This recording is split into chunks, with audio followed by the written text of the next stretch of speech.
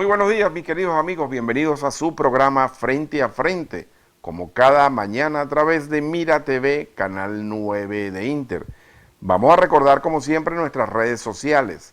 La cuenta de Twitter del programa, @Frente a Frente 9. Mi cuenta personal, @Jair Cuba. Sean ustedes bienvenidos a la referencia informativa de cada mañana en los Altos Mirandinos. Hoy es viernes 27 de agosto del año 2021. Les recordamos que tenemos activa nuestra mensajería de texto y tienen ustedes en el generador de caracteres 0424-234-4084.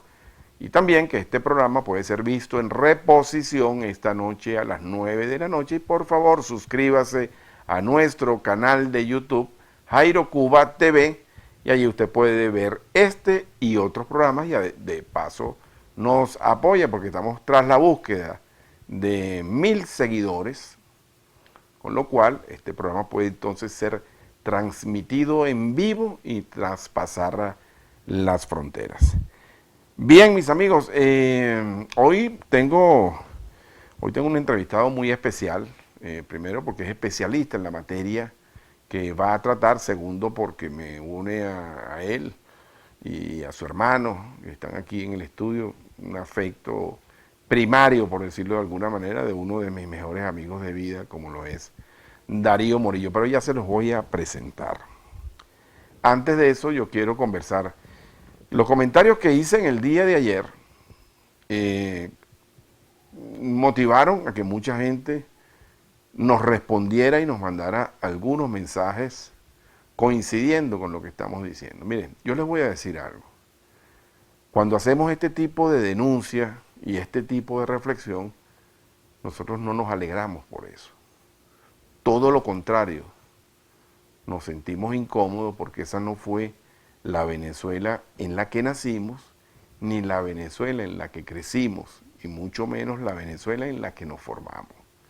Pero cuando se trata de la pérdida del decoro, de las mínimas condiciones de educación elemental, yo creo que es el momento de hacer una reflexión. Y sobre todo después que uno entra en una edad madura, que comienza a ver qué clase de país está quedando y qué clase de país le va a tocar a las nuevas generaciones, yo creo que es pertinente un llamado y un punto de reflexión. Y además de eso, asumiendo nuestra propia responsabilidad, porque no todo es culpa de las autoridades, aunque digamos que en un grueso lo es, pero también la ciudadanía tiene mucho que ver.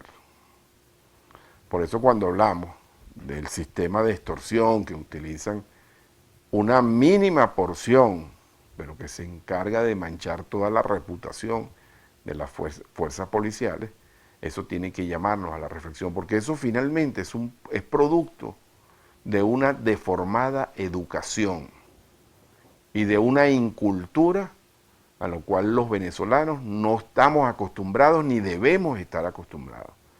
Cuando hablamos bueno, a mí no me gusta usar esas expresiones, pero finalmente uno lo denota con cierta impotencia.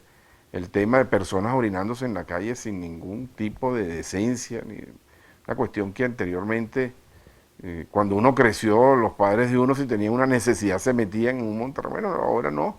Allí me escribió una persona, no, pero paséese por la estación del Metro Independencia para que usted vea un baño público.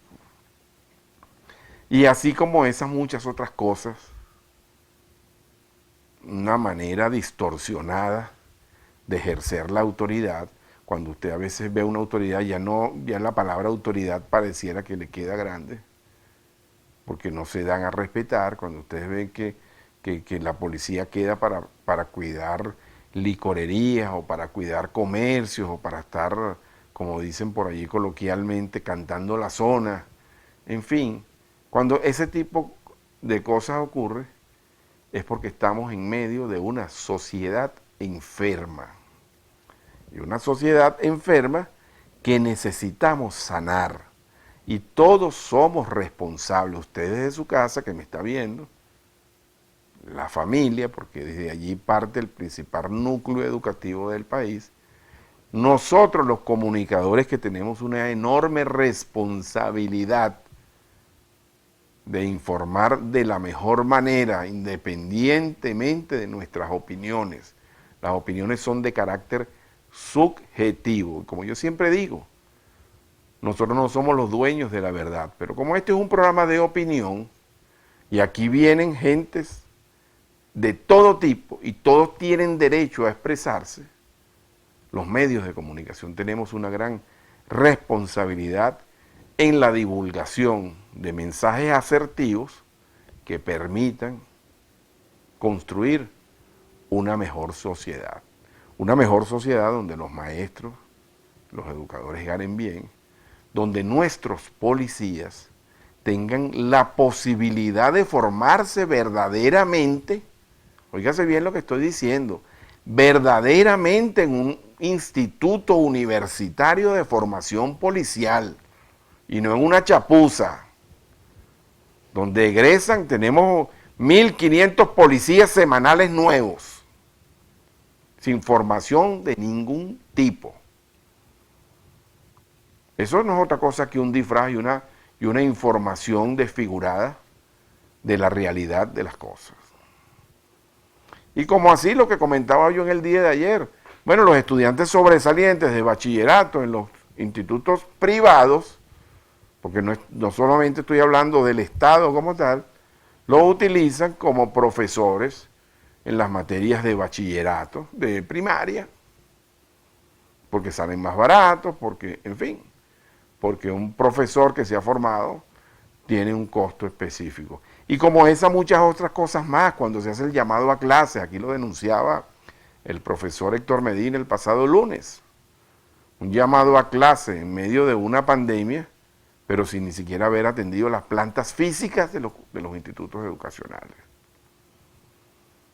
¿Verdad? Cuando se hace un llamado a clase por la vía digital, aprovechando las nuevas plataformas, pero la gente no gana dinero para comprarse un teléfono inteligente. Y si lo tiene, bueno, pues entonces empieza Cristo a padecer. Porque usted paga mensualmente su factura de teléfono y no tiene teléfono. Y lo paga porque si no le quitan la línea. Y hay gente, aquí hay denuncias de más de 1.000 días de gente sin teléfono. Y si llegase a tener internet, bueno, otro padecimiento más. Porque entonces es tan débil y tan frágil la señal que en verdad todo esto te impide. Entonces, ¿cómo se forma la gente? Los niños. ¿Y qué ejemplo se le está dando a la gente? Porque si yo vengo en un carro con un niño y me para un policía, y un policía me dice que, mira, vienes hablando por teléfono, eso está penado por la ley, te voy a pagar una multa y yo me saco un billete de $10 y se lo doy al policía, el niño lo está viendo. Y si más adelante yo me levanto a orinar y orino ahí en la cola de la gasolina, el niño lo está viendo. Y eso ocurre también en la casa y ocurre en todos lados. Entonces yo creo que a veces es muy bueno que tengamos un llamado de atención todos, porque todos somos responsables, pero fundamentalmente quienes tienen posiciones de políticas públicas, que tienen que dar el principal ejemplo. Yo creo que ya está bueno en este país, señores, de graduar por graduar, de entender que mientras más cantidad, las cosas son mejores. No, hagamos una comparación entre lo cuantitativo y lo cualitativo y busquemos calidad. Por eso yo cuando oigo, no, graduamos 1.500 policías semanales. Bueno, yo se los dije ayer y ojo, no lo estoy diciendo de manera despectiva. Yo tengo un profundo respeto por la condición humana de la gente. Respeto mucho a la fuerza policial. Tengo amigos policías de verdad, gente que yo sé que trabajan con empeño y con voluntad por servicio, pero observe usted, haga este ejercicio, el perfil del policía que tenemos, a ver si eso a usted le inspira respeto. Y así tiene que ser con muchas otras actividades. También han venido aquí abogados a denunciar el tema del retardo procesal. Un alguacil cobrando plata para que un abogado vaya a litigar, ¿qué es eso? Y ojo, y lo han venido a denunciar personas que son afectas al proceso revolucionario, que quedará para los demás. Bien, amigos, hoy vamos a hablar, tengo activada la mensajería de texto, y vamos a hablar de un tema que particularmente es fascinante y que forma parte un poco de lo que yo estoy diciendo. Porque uno de los grandes males que tiene nuestra sociedad es el desconocimiento. Y cuando hablo del desconocimiento, es con el tema del Esequibo. Nosotros crecimos viendo un mapa de Venezuela con unas rayitas allí. Y decía zona en reclamación. Y yo recuerdo muy poco que a mí me hayan explicado que es esa zona en reclamación. Recuerdo muy poco, sí, ese era un tema siempre vedado, un tema secreto y además una cosa mucho más grave, que no hemos tenido sentido de pertenencia con la Guyana Esequiba. Y ahora, a instancias de todas estas cosas que nos están ocurriendo, yo creo que es pertinente que comencemos a educarnos. Yo he tenido hoy la posibilidad de traer desde Caracas, hice un gran esfuerzo para estar en la mañana de hoy, al joven Rajif Morillo Daher, que es prácticamente mi sobrino, porque su padre es como mi hermano, y aquí está tu otro hermano, que también vamos a conversar con él muy brevemente, porque este video tiene que llegar a la República Dominicana. Buenos días, Rajif, ¿cómo estás? Bienvenido a Frente a Frente. Buenos días, muchas gracias. De verdad que estoy muy complacido y muy contento por este reencuentro, ¿no? Excelente, sí, bueno, un reencuentro de cuando nos vimos la última vez, estaban ambos chiquitos, yo era flaquito, no tenía canas y tenía un afro, pero ya tenía boxeadores. Pero hagamos algo, vamos a hacer una brevísima pausa para entrar de lleno con el programa y conversar de este tema. Ojalá, yo estoy seguro que este programa, así como el programa que hicimos el día miércoles con el biólogo Eddie Sánchez, hablando del tema de qué es un virus y qué es una bacteria, este programa también va a ser sumamente interesante. Mis amigos, ya venimos en su programa Frente a Frente, la referencia informativa de cada mañana en los Altos Mirandinos.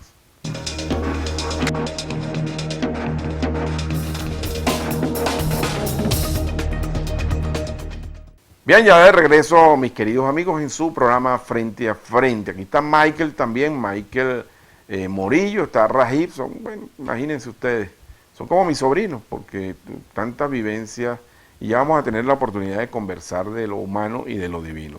Rajif, te has dedicado al tema internacional, he seguido tus pasos, he visto la seriedad el profesionalismo que le imprimes al tema del Esequibo. Déjame decirte que yo tengo una hija que también es internacionalista, no con tanta experiencia como la que tienes tú. Tuve la oportunidad de hacerle una entrevista, casi que la engañé, porque le dije, vamos a hacer una prueba para Zoom, pero era una entrevista que yo estaba haciendo y ella se soltó, pues no la quería hacer y se soltó y habló de su tema en específico, pero en lo particular a ti te he visto manejar este tema con mucha solvencia, entonces yo quiero que nos eduques y nos enseñes, ¿no? Porque no es necesario, eso no es difícil, que quien tiene el cabello negro puede enseñar a quien tiene el cabello blanco. Todo lo contrario, el ser humano todos los días tiene que tener el proceso de aprendizaje. Entonces, vamos a empezar por ahí, Rajif. ¿En qué estatus está el tema del Esequibo? Y ahí puedes echar todo el cuento, empezando por su introducción. Sí. Bueno, nuevamente te agradezco la invitación, estoy muy complacido de estar acá por primera vez, pero creo que no será la última. No, por estar supuesto. En Mira TV, tu programa. Cuando mencionaste las rayas en el mapa, bueno, aquí yo traje un mapa, porque esto a mí me gusta explicarlo gráficamente, ¿no? Tiene tu cámara allí. Aquí está este es un mapa de Venezuela. Ajá. Y bueno, aquí está Venezuela y aquí están las rayas, ¿no? Estas son las famosas rayas del mapa de la zona en reclamación. Esas rayas en el mapa de Venezuela y de la zona en reclamación, o Guayana Esequiba, o también nombrado territorio Esequibo, existen, ¿Guayana o Guyana? no, Guayana Esequiba, territorio Esequibo o zona en reclamación. Guyana es este país, Guyana es un país. Pero fíjate que cuando que uno estaba en el colegio te hablaban de Guyana. Lo que pasa es que los términos a veces pueden ser confusos porque son muy parecidos. Perfecto. Lo que nosotros reclamamos y lo que está en las rayas en el mapa es esto que está aquí Que en es amarillo. bastante. ¿Qué extensión es eso? 159.000 kilómetros cuadrados. Ahí hay petróleo. Ahí papá. hay lo que usted quiera, y lo que se imagina y lo que no se imagina. Hay de todo allí. Esos 159.000 kilómetros equivalen a todo el occidente de Venezuela, el centro de Venezuela, el lago de Maracaibo y todas las islas venezolanas. Y es la segunda disputa territorial, conflicto territorial más grande del mundo. El segundo. Cuando se habla de Guyana, aquí está esta franja de tierra en color rojo. Guyana es un país que es la República Cooperativa de Guyana, capital Georgetown, que es el país que tiene la ocupación y es el que está administrando por los momentos lo que nosotros reclamamos, que es el territorio Esequibo. A su vez, tanto el territorio Esequibo como toda la Venezuela al sur del Orinoco, el país de Guyana, Surinam, que está aquí en verde, está al lado, la Guayana Francesa y el norte de Brasil, que está por acá, es la región Guayana. Entonces es la región Guayana. Una región de más de 2 millones de kilómetros cuadrados. Permíteme una interrupción y sigue en tu explicación que vas muy bien. Cuando yo te hablo que yo lo conocía, o uno en el colegio le decía Guyana, eso tenía que ver con una manipulación semántica, pudo haber ocurrido. Yo no diría manipulación, yo diría confusión. Ok, listo. Es una confusión, porque está la región Guayana, que es donde está enclavado el sur de Venezuela, la zona de reclamación, el país de Guyana, ¿los guyaneses Surinam, reconocen eso Guayana como Francesa. Guayana o le llaman Guyana Esequiba? No, ellos le llaman Esequibo Region. Esequibo Region, región Esequiba. Región Esequibo. Ok, Así le llaman ellos. Entonces, el conflicto que tiene Venezuela por ese territorio es con el país de Guyana. Bien. La capital, Georgetown, que fue hasta 1966, fue una colonia de Inglaterra. Entonces, en principio, la reclamación, la disputa y todo eso fue con los ingleses. Y a partir del año 66 es con los guyaneses. Bien. Entonces, el estatus actual es bastante delicado, bastante preocupante, porque en el 2018 la República de Guyana introdujo una demanda en contra de Venezuela en la Corte Internacional de Justicia, cuya sede está en La Haya. La Corte Internacional de Justicia es distinta a la Corte Penal Internacional, aun cuando los dos son órganos de las Naciones Unidas y tienen la sede en la misma ciudad, de La Haya. Pero la Corte Penal Internacional juzga a personas de casos de violaciones de derechos humanos, crímenes de lesa humanidad, crímenes de guerra y todo eso. La Corte Internacional de Justicia juzga países, estados, y solamente los estados pueden presentar casos en ella. Entonces, a ellos, uno de los temas que ellos, digamos, resuelven en la Corte es problemas fronterizos, problemas territoriales. Entonces, Guyana, en 2018, se cansó ya del status quo del territorio y metió la demanda en contra de Venezuela. ¿Por qué lo hizo? Bueno, porque cuando mencionabas lo del petróleo, se descubrió petróleo en grandes cantidades en la zona marina. Eso fue en 2015 que se hizo el gran hallazgo. Hay una gran cantidad de recursos minerales también en el territorio, en la zona terrestre. Entonces Guyana dice, bueno, ya esta situación de esta ambigüedad del territorio no me conviene más, entonces yo quiero que la Corte Internacional de Justicia, que tiene muchísimo prestigio internacional y tiene muchísimo peso internacional, me otorgue ese territorio para mí totalmente, definitivamente e incuestionablemente. Ok, ¿y qué le conviene a Venezuela, de acuerdo a mi confusa información, debo admitirlo así, continuar con este juicio que se ha abierto ahí en La Haya? ¿Qué le conviene más a Venezuela y qué está haciendo Venezuela? Bueno, Del que se está haciendo, se están haciendo algunas cosas, pero estamos, es decir, Guyana nos lleva la ventaja, lleva una gran ventaja con respecto a nosotros. En diciembre pasado la Corte Internacional de Justicia se pronunció y dijo que sí tiene la capacidad para asumir la demanda bajo ciertas condiciones. Guyana. La demanda de Guyana. Exacto. La Corte dictaminó que sí tiene la capacidad de asumir la demanda. O sea, la admite. Sí, admitió la demanda. Lo fundamental que va a juzgar la Corte es si el laudo arbitral de París de 1899 es válido o no. Un laudo arbitral es una sentencia de un tribunal de jueces, de un tribunal de jueces internacional. Entonces, en 1899, Venezuela llevó este tema a unos jueces norteamericanos, ingleses, y lo presidía un ruso. Y esos jueces decidieron por unanimidad que el territorio le pertenecía a los ingleses. Eso fue en 1899. Después, en los años 60, se reactivó mucho este tema y por medio del gobierno de Betancourt y de Leoni se logró no solo reincorporar el territorio en los mapas con las rayas y todo aquello, sino el Acuerdo de Ginebra. El Acuerdo de Ginebra, que era un acuerdo negociado entre Venezuela, los ingleses y Guyana para lograr una solución pacífica, práctica y satisfactoria a esto. No se logró en más de 50 años.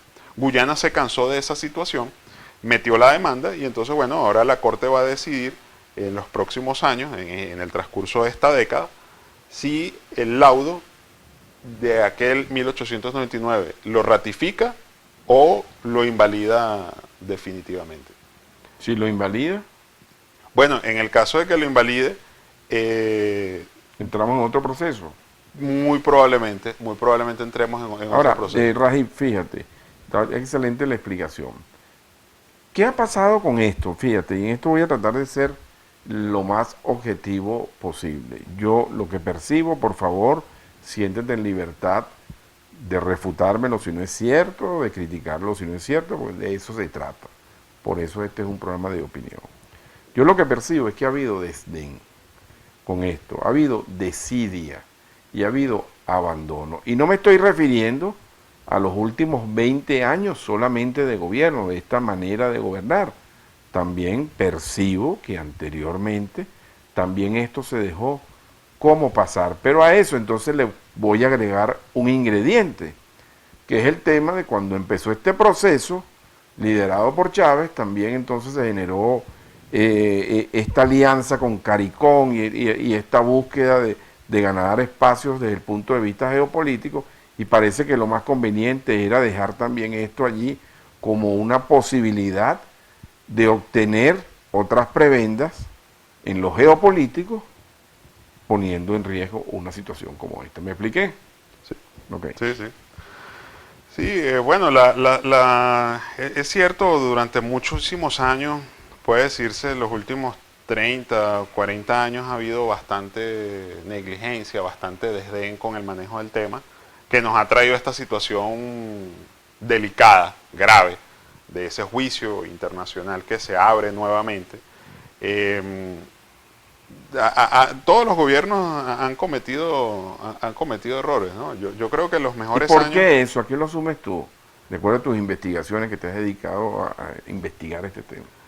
Bueno, yo creo que del año 70 para acá, cuando se firma el protocolo de Puerto España, que eso congeló el tema, lo suspendió y lo metió como en una cámara secreta, ¿no? De que eso solamente lo sabía un grupo muy reducido de personas. El grueso del país se olvidó de eso, se desentendió de eso. Y después no sabían que llegaron a los cargos, pasaron los años, los que manejaban eso se retiraron, se murieron, etc. Quienes les ha tocado asumir responsabilidades en la materia no saben qué hacer.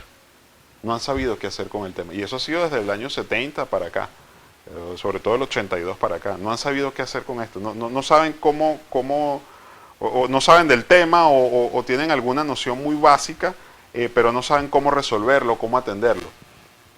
Eso en parte también se debe a que Venezuela no tiene, ni nunca ha tenido, una doctrina geopolítica, unos conocimientos desarrollados en materia geopolítica. Y eso nos ha hecho mucho daño, nos está haciendo daño y nos puede seguir haciendo daño, pues no tenemos doctrina en la materia, en geopolítica y en fronteras. Por eso es que Venezuela muchas veces, en muchos casos, ha perdido territorio, por no tener la conciencia, ¿no? Y también la estabilidad interna para afrontar esto como se debe. Y voy a rescatar ahí con pinzas eso que dijiste, ¿no? Que me parece bien delicado. Por eso es que Venezuela muchas veces ha perdido territorio. Quisiera que puntualizaran cuáles, rápidamente, ¿no? Cuáles territorios se ha perdido aparte de esto. Y al regreso de esta pausa, tengo que hacer una pausa, Rajif. Yo quiero profundizar también con el tema de algo que también debe ser preocupante, el sentido de pertenencia. Yo creo que si se hace una encuesta entre los venezolanos y le pregunta si tiene sentido de pertenencia con eso, probablemente por un cumplido te digan sí, pero probablemente es no. Y lo otro es que hay ahorita allí, quienes habitan eso, qué idioma se habla, más o menos tenemos criterio, pero desmenuzar bien el tema para que este programa sirva y si es posible de llamado de atención y para sensibilizar a quienes tienen la responsabilidad de rescatar este territorio que es nuestro. Es nuestro. Bueno amigos, ya venimos en su programa Frente a Frente, la referencia informativa de cada mañana en los Altos Mirandinos.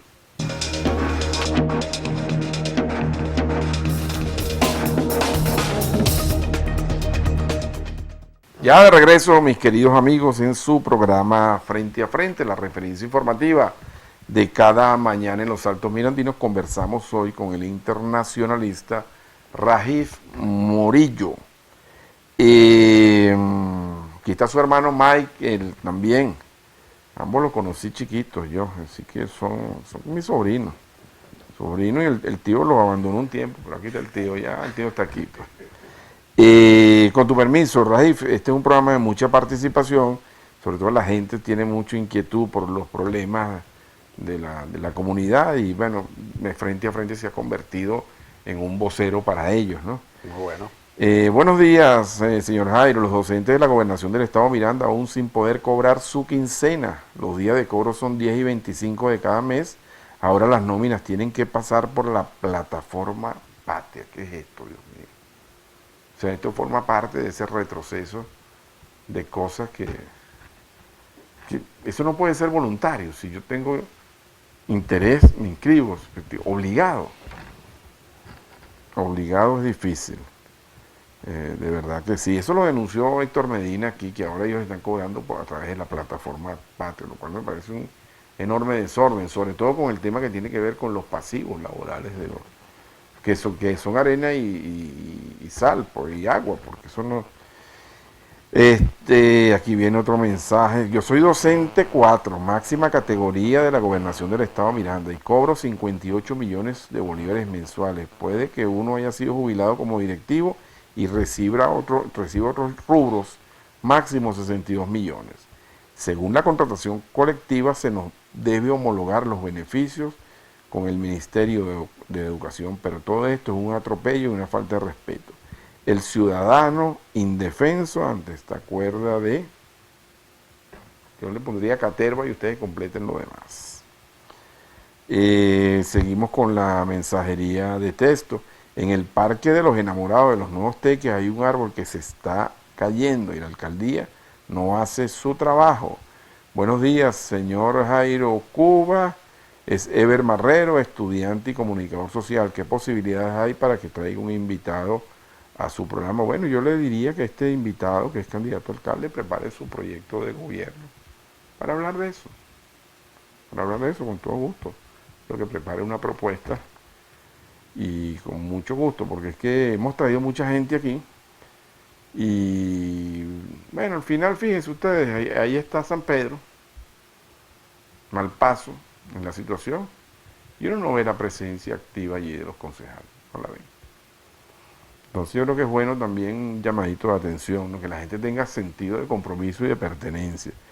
Buenos días, Jairo, te escribe Alirio Torres. Los trabajadores del cementerio quieren ir a tu programa para explicarte lo del cementerio. Bueno, por favor, envíenme un mensaje y con muchísimo gusto. Este es un tema de verdad muy importante. Así que vamos a convenir ese programa inmediatamente.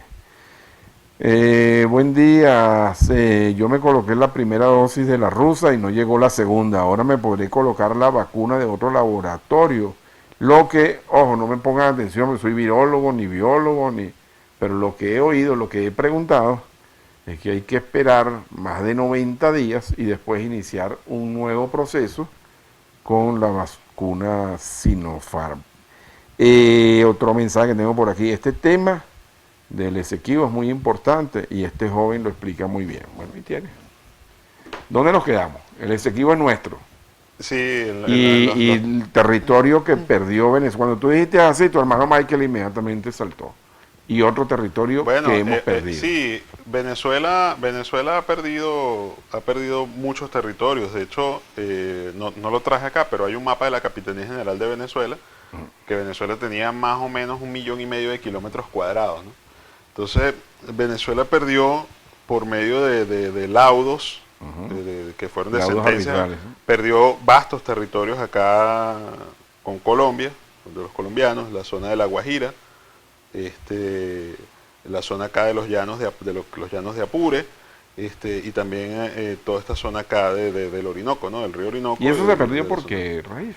Eso se perdió, bueno, no ha sido lo único, ¿no? El Esequibo, para decirlo en criollo, ahorita en estos momentos está en Pico de Zamuro, en estos momentos. Y no solo la parte terrestre, también la parte marítima, y las posibilidades de que Venezuela tenga salida al Océano Atlántico, ¿no? Libre al Océano Atlántico. Porque decimos, bueno, sí, yo voy para La Guaira y está la playa, y está el puerto de La Guaira, y está Puerto Cabello, y está Maracaibo. Sí, pero es que Venezuela tiene frontera, voy a expandir el mapa para que veamos el mapa completo. Esta es la Venezuela en el Caribe. Fíjense todo este rosario de islas acá al frente, ¿no? República Dominicana, Puerto Rico, Martinica, etcétera, Trinidad. Entonces, bueno, hay que pedirle permiso para que los barcos que van a ir a Estados Unidos, a Europa, a cualquier parte del mundo, tienen que pasar por estos otros países, ¿no? Francia, Holanda, Estados Unidos. Directa. Y aquí tendría, por acá por el Orinoco, los delta del Orinoco tendría salida directa a los mares mundos sin pedirle permiso a nadie. Entonces, estamos en riesgo ahorita. Así como el tema del canal de Panamá. Algo ¿no? así, algo así. Necesita... Entonces, nosotros estamos en riesgo ahorita porque Guyana tiene la intención no solo de quedarse con toda la tierra, sino quedarse con el mar. Entonces, trancarnos aquí la salida del Orinoco. Y entonces los barcos venezolanos tendrían que pedirle permiso a Guyana, autorización a Guyana, para entrar o salir. Y aquí está, recordemos que aquí está Sidor, está el Guri, está lo que en algún momento se llamó el eje Apure-Orinoco. Entonces, esto es muy, muy importante, no se puede perder. Venezuela, bueno, también con Brasil, por medio de un acuerdo en 1859, Venezuela cedió también una vasta zona de lo que hoy es el sur del estado Amazonas, del sur del estado Bolívar, toda esta zona acá donde hoy está Boavista, casi hasta las cercanías de Manaos, ¿no? Eso Venezuela lo entregó por medio del Tratado de 1859. Y bueno, así también había otros casos. El único caso, de los pocos casos los dos casos, digamos, vamos a citar, positivos ha sido Isla de Aves, que es el punto más al norte de Venezuela, que está acá. En 1865 hubo un laudo que dictó el rey de España, la reina de España de aquel entonces, y favoreció a nosotros, diciendo que la isla es venezolana, porque la querían los holandeses.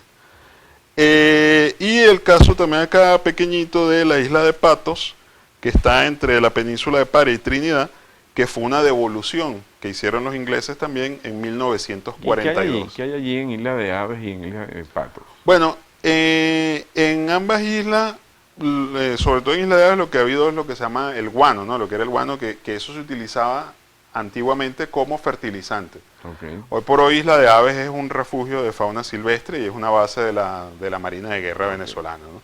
Pero lo importante, por ejemplo, de Isla de Aves es que le permite a Venezuela tener una gran extensión marítima acá en el Caribe, ¿no? Y en Isla de Patos, bueno, le da un poquito más de territorio de acceso de salida acá del Golfo de Paria, que tú dices, bueno, la comunicación entre el Caribe y la zona Bueno, y está del en el Orinoco, ¿no? territorio, está en el marca, está en el Sí, centro. está justo aquí en este límite, ¿no? Ok, Raji, fíjate, el sentido de pertenencia. Hablemos del sentido de pertenencia y hablemos qué hay en la Guyana, porque ahí se habla inglés. Ahí se habla de todo, ahí hay de ¿Tú todo. has estado allí? Sí, sí he estado ¿Qué allí experiencia has 5 veces. tenido? Bueno, han sido experiencias múltiples, ¿no? De preocupación, de alegría, de Frustrante. tristeza, frustrantes, de todo. Eh, He viajado 5 veces. eh, en el Esequibo hay unas 200.000 personas, más o menos, es los que viven allá, unas Está 200.000 en urbanizado. todo el territorio. No, la mayoría es selvático y son poblaciones muy rurales. La gente está cédula. Hay gente que tiene cédula, he conocido gente que tiene cédula venezolana, pero no es que es producto de una política deliberada del Estado venezolano, lamentablemente, porque deberían tener cédula de venezolanos por nacimiento, como alguien que nació en Los Teques, como alguien que nació en Caracas, como alguien que nació en Margarita. La mayoría de la población es rural, la mayoría es indígena, también son tribus indígenas. Hay algunas poblaciones que, digamos, no se pueden calificar de ciudad, sino de pueblos, ¿no? Por ejemplo, acá en el norte está Morajuana, muy cerca del estado del Tamacuro. Al lado está Mabaruma. Aquí en el Además que es una, sur está Leten. es una frontera terrestre, o sea, no es una frontera marítima. Sí, la conexión, sí, es terrestre y también fluvial, ¿no? Porque por aquí Claro, también atraviesan ríos. tiene un río Aquí allí. atraviesan muchos ríos. El más grande, el más importante es el Cuyuni, que lo he navegado y es el río que atraviesa desde el estado Bolívar Ahora, hasta cuando la entras frontera con Guyana. a la Guayana, Esequiba, no hay restricción, pasa normal, desde Guayana. Bueno, sí la hay, sí la hay. Los últimos 5 o 6 años se ha vuelto mucho más restrictivo por parte del gobierno de Guyana, el ingreso Aún de con tu cédula venezolanos. de identidad, Sí, sí, pero el ingreso de venezolanos, los venezolanos para ir a Guyana tienen que pedir visa. a Guyana, Sí, a Guyana, a Georgetown, Guyana, Georgetown, sí, hay que pedir visa. pero a la Guyana Esequiba, Bueno, algunos te la piden, otros no, pero los últimos años el gobierno de Guyana se ha vuelto mucho más restrictivo con el ingreso de venezolanos, aun cuando hay actualmente varios miles de venezolanos viviendo tanto en el Esequibo como en Guyana. ¿qué debe hacerse a tu juicio de acuerdo a los grupos de trabajo con los que tú estás me imagino, están deliberando Sí, sobre esto? sí, bueno, ¿Cómo se rescata eso? bueno, me gusta la palabra porque eso es lo que yo he intentado hacer, he buscado hacer durante más de 10 años, rescatar el Esequibo. Junto con varias personas, está un proyecto de recuperación, de rescate del Esequibo. Es un proyecto social y económico el creador de ese proyecto es el coronel Pompeyo Torrealba. Eh, Tuve la oportunidad de verlo en una entrevista. Él es un experto en la materia de más de 30 años de experiencia en el tema. Él dice que el Esequibo, y estoy convencido de que la mejor manera, la única vía para recuperar el Esequibo completo, rescatarlo completo, es por la vía social y económica. Eso requiere un plan, que él lo tiene, de desarrollo y de presencia del Estado venezolano en toda la zona adyacente, en todas las zonas cercanas al Esequibo. Tiene que haber carreteras, tiene que haber electricidad, tiene que haber agua, tiene que haber cédulas, tiene que haber muchas cosas. Obviamente eso es un proyecto a largo plazo y que también depende de la mejora de la situación del país, de las condiciones en las que está el país, porque esta gente que vive en el Esequibo vive en unas condiciones muy precarias, muy aisladas, muy duras, pues bueno, viven en la selva, son poblaciones pequeñas, pero esta gente quiere lo que todos queremos, vivir mejor. Entonces, la idea es ofrecerles a ellos una opción, una posibilidad de vivir mejor. Yo sé que Venezuela está en una situación crítica, está mal, pero Venezuela, con todo y todo, tiene una gran ventaja por encima de Guyana, y es que aquí no hay problemas raciales. Una de las lacras de Guyana es el racismo. O sea, es un país que políticamente está dividido por razas. Hay un partido de los hindúes de la India, pues ahí vive mucha migración de la India. Hay un partido de los afroguyaneses, de los negros, y hay otros partidos, uno más pequeño, que es el partido, digamos, de los indígenas, ¿no? De las minorías, ¿no? De los indígenas, puede decirse los mestizos y eso, ¿no? pero el poder real se lo reparten entre los hindúes y los negros. En Venezuela no hay eso, y No es hay una eso. ventaja. Mira, y el ciudadano de Guayana, Esequiba, se siente de qué país, o está al tanto de estas circunstancias, de que vive en Bueno, una zona de allá renovación. vagamente la gente sí tiene una idea de que hay una disputa, de que hay un conflicto no resuelto territorial. Hay gente que sí se siente venezolana, hay gente que tiene las dos cédulas o las dos nacionalidades, hay gente que se siente de Guyana, hay gente que no le interesa. Por eso es como te digo, o sea, creo Ahí- que ahí- es ahí hay una- ofrecerles algo, de que tú dices, ofrecerles algo mejor a lo que tienen Eso sería una manera de es reconquista. una manera de reconquistarlos, de ganarse las mentes y los corazones de esa gente. Excelente. Bueno, Raif, tengo que hacer un corte de nuevo. Al regreso vamos a cerrar con este tema del Esequibo y otras inquietudes que tengo en el área de los temas internacionales, sobre todo lo que tiene que ver con Afganistán en este momento. Ya venimos, mis amigos, en su programa Frente a Frente.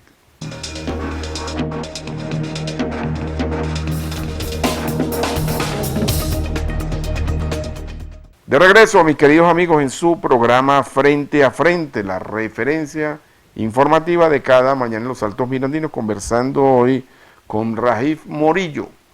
Él es internacionalista, Rajiv Morillo Daher, hijo de Darío Morillo. Así que este programa lo van a ver con toda seguridad allá en Santo Domingo, en la tierra del merengue. Mira, Rajiv, pero Rajiv es más venezolano que el pan de Ayaquita. ¿No es así? Bueno, si no fuera venezolano, no No estaría tuviera defendiendo el Esequibo. este tema.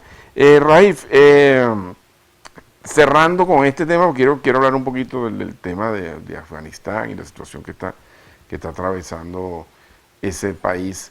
Que aparte de este proyecto que tiene el coronel Pompeyo, aparte de esto, que desde el punto de vista internacional, desde el punto de vista del derecho internacional, ¿qué crees tú que debe hacerse de manera presurosa para rescatar y que Venezuela no pierda esa zona? Mira, hay que establecer toda una política hacia el Esequibo. No solamente este proyecto de recuperación social y económica, hay que hacer un proyecto, digamos, hay que hacer una campaña de información internacional, nacional e internacional sobre esta materia, porque en gran medida para los venezolanos sigue siendo un tema desconocido y obviamente para el mundo. Hay que tener conciencia de lo que está en riesgo.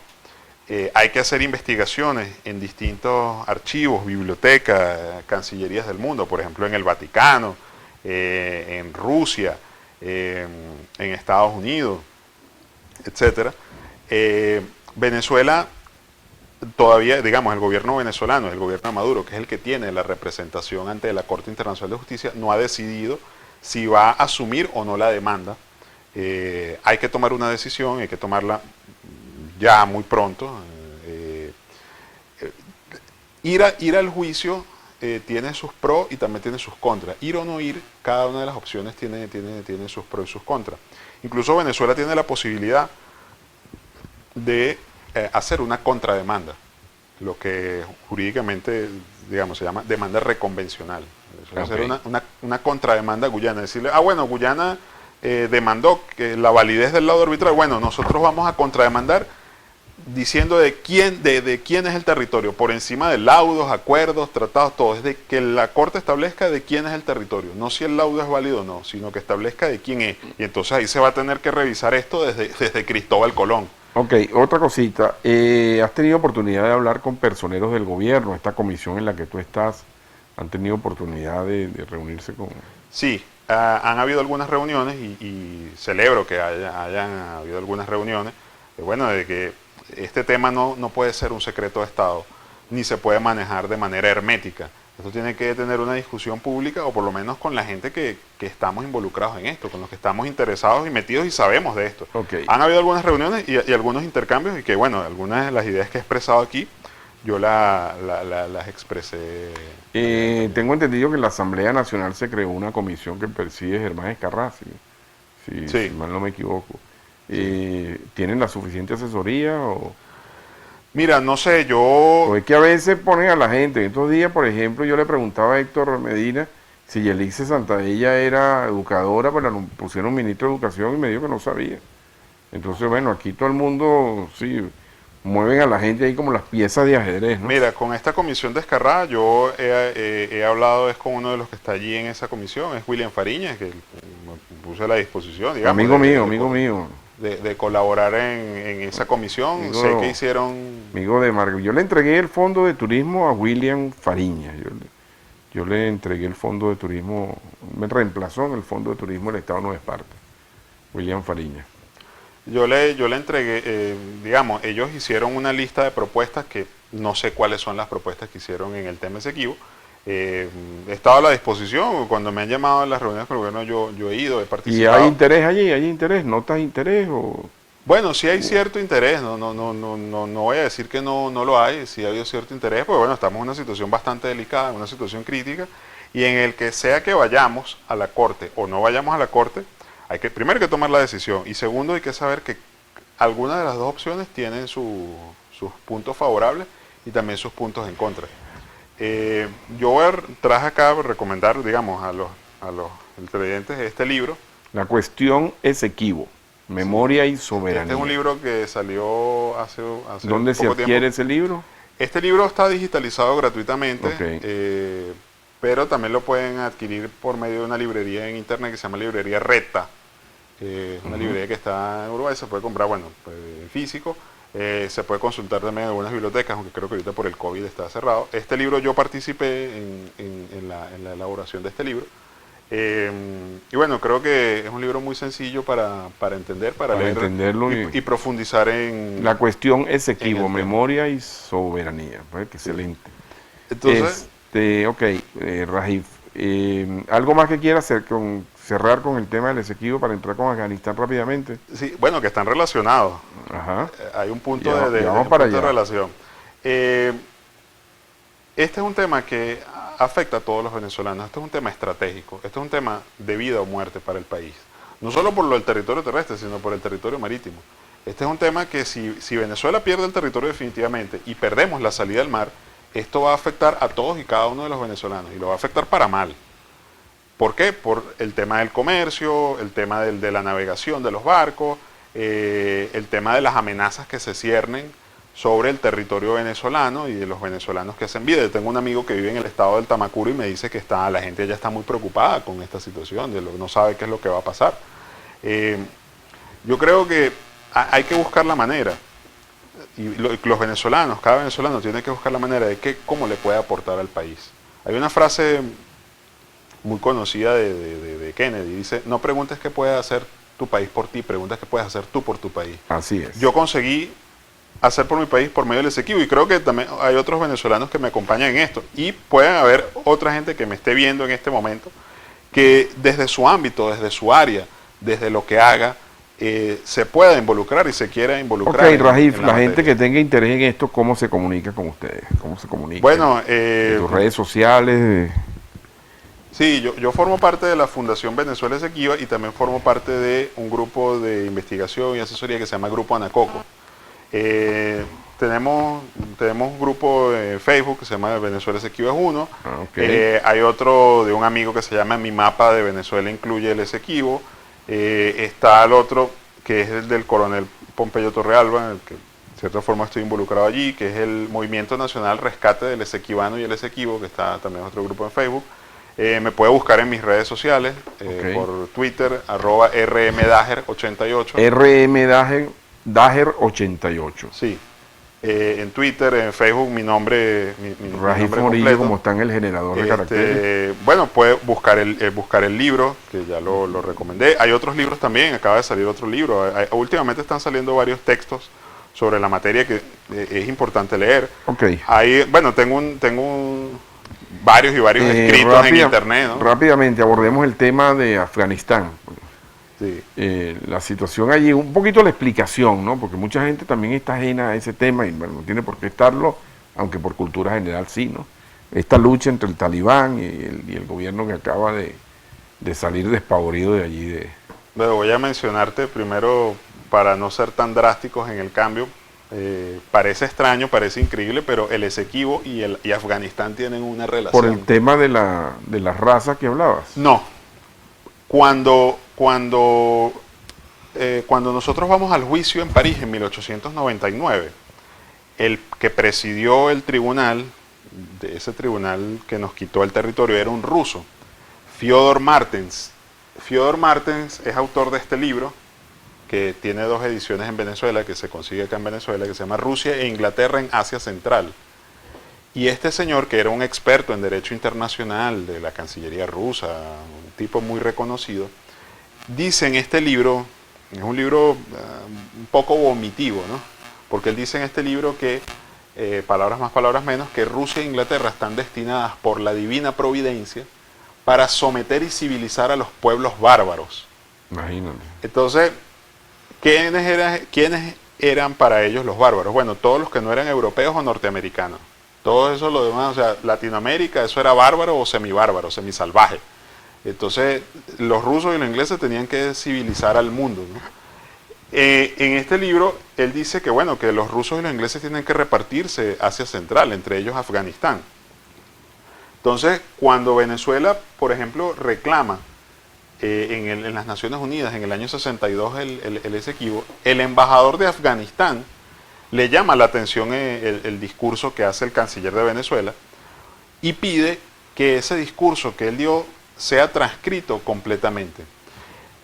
Se han hecho otras indagaciones, y no solo con este libro de Martens, sino con otras investigaciones, que al parecer hubo un acuerdo, una negociación entre los rusos y los ingleses en el que este ruso Martens iba a favorecer a los ingleses en el caso del Esequibo, mientras que los rusos se iban a abstener en las ambiciones del Asia Central, porque en ese momento los rusos venían ocupando territorios hacia lo que hoy es Afganistán, se iban acercando allá, y los ingleses iban subiendo desde la India hacia Afganistán. Entonces ellos tuvieron ciertos choques y ciertas escaramuzas y ciertas disputas en esa zona de Afganistán. Y los ingleses impusieron una línea fronteriza que es la que se conoce como línea Durand, que es actualmente la frontera entre Pakistán y Afganistán. ¿Cuál es el problema de esa línea? Bueno, que esa línea dividió a la etnia de los pastunes. Y entonces eso ha sido uno de las causas, de los focos el fundamentalismo allí. Del conflicto, porque fue una etnia dividida, y entonces... ¿Y por qué esa posición tan radical obviamente, claro, tiene que ver con el fundamentalismo, pero del talibán? Mira, el problema de Afganistán no empezó con el talibán. Afganistán empieza a irse por el mal camino, se empieza a ir al infierno, literal, es cuando cae la monarquía, en el 73. Pero sobre todo cuando es derrocada el gobierno que le sucedió a la monarquía, que era un primo del rey, que era una especie como de regencia ahí, ¿no? Que es cuando los comunistas toman el poder, en el año 78. ¿Qué pasó allí? Afganistán era un país tranquilo, era un país que evolucionaba poco a poco con reformas, las mujeres tenían derechos, el derecho al voto se le concede en el año 64, incluso había mujeres que participaban en política, mujeres que podían estudiar en la universidad, que se vestían a la occidental. Pero ¿qué pasó? Bueno, el Partido Comunista, que era un partido nuevo en Afganistán, era un partido muy radical, muy extremista, mucho extremismo político, ideológico. Cuando ellos toman el poder, desatan una campaña de persecución y asesinatos de todo aquel que fuera opositor al Partido Comunista. Eso induce a que, bueno, a que los clérigos musulmanes, bueno, gente conservadora, gente que no era comunista, cualquier cosa, empezaran a tener una lucha no solamente política, una lucha armada contra el gobierno comunista afgano. Todo esto en el 79 interviene la Unión Soviética e invade Afganistán para apoyar al gobierno comunista. Y esto degeneró en 10 años de guerra, que es lo que propició el nacimiento de los llamados mujahidines. Mujahidines es una palabra en árabe que significa soldado de Dios, guerrero de Dios, de la yihad. ¿Y por qué esa restricción con las mujeres? Bueno, porque los comunistas, digamos, siguieron promoviendo, por así decirlo, la liberación de la mujer, y los grupos contrarios a los comunistas tenían una visión más conservadora. Lo que pasa es que con el transcurso de la guerra, bueno, el fanatismo, el extremismo, la violencia de la guerra desquició a ese país, lo trastornó La economía de completamente. Afganistán en este momento. Bueno, está en el suelo, está en una gran incertidumbre. Pero digamos, para concretarte lo anterior rápidamente, la guerra de los mujahidines eran tipos muy conservadores y después se hicieron muy conservadores. O sea, ellos tenían una visión muy religiosa de todo, de la vida, de todos los aspectos de la vida. Cuando cae el gobierno comunista, se retiran los rusos, cae el gobierno comunista, los mujahidines empiezan una lucha entre ellos, ¿no? Una lucha por el poder. Entonces una guerra civil que dura 4 años. Ahí es cuando aparecen los talibanes, porque los talibanes fueron gente formada en Pakistán, de esa etnia pastún que está dividida por esa línea arbitraria. ¿Y por qué la violencia? Bueno, porque ya era un país que venía con 10 años de guerra y entonces eso trastornó a esa sociedad y entonces se volvió muy, muy violento. La guerra entre ellos fueron inmaduros. O sea, el problema de la tragedia de Afganistán es la incapacidad de las élites para ponerse de acuerdo mínimamente y gobernar al país. Fíjate, y se los llevó el extremismo y el fanatismo. Me queda poco tiempo y quiero avanzar en algunas cosas puntuales. ¿Cuál es la principal fuente de producción de Afganistán? Rápidamente, pues yo tengo la Bueno, el opio. El opio. El opio para producir heroína. Pero Afganistán es un país que se ha descubierto que tiene muchísimos recursos minerales. Y eso es lo que le puso el ojo también, le puso el ojo Occidente y también se lo ha venido poniendo China. Lo otro es lo siguiente, el estatus hoy con Afganistán. ¿Qué crees tú que va a pasar? ¿Qué crees tú que va a quedar eso ya para despedirnos? Mira, en el corto plazo ahí va a gobernar el talibán. Va a gobernar los talibanes. Talibán significa estudiantes, ¿no? Parece que eran estudiantes de las escuelas religiosas. Pero parece que están más moderados ahora. Bueno, era la impresión. Esa es la impresión que dan, pero nadie se confía plenamente de ellos. Estados Unidos y toda la OTAN, Europa se retiraron, pero no se pueden olvidar de Afganistán. El mundo no se puede olvidar de Afganistán, porque cuando pasó en los años 90, surgió Bin Laden y los talibanes ultrarradicales que provocaron el World Trade Center. Sí, y lo vivimos muchísimo. Bueno, Rajiv, te agradezco mucho, nos faltó tiempo, pero el tema del Esequibo. Ven acá, Michael, para que pase por aquí rápidamente, aquí vamos a romper el protocolo, la televisión en vivo así.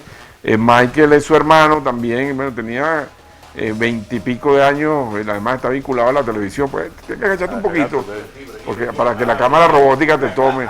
Michael, su hermano, y de verdad que estoy muy contento de que estén aquí hoy. Y bueno, envíenle un abrazo ahí al viejo que los está viendo allá en la República Dominicana. Bueno, saludos de Venezuela, aquí estamos los porillos con el tío, Así el tío es. Jairo.